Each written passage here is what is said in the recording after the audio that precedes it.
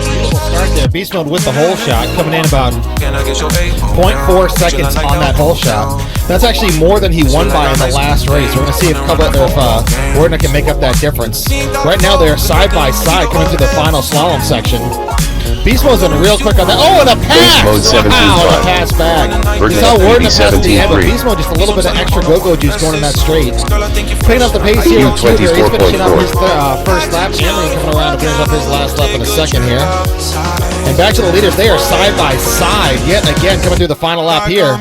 Oh, no! Beast Mode 17. Oh, man.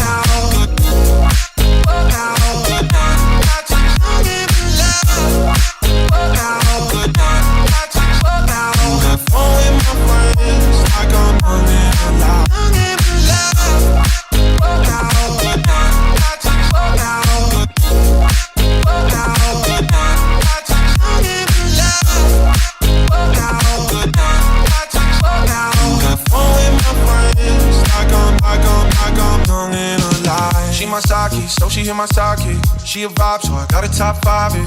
I peeped your new layout. If it was a movie, I wonder how it play out.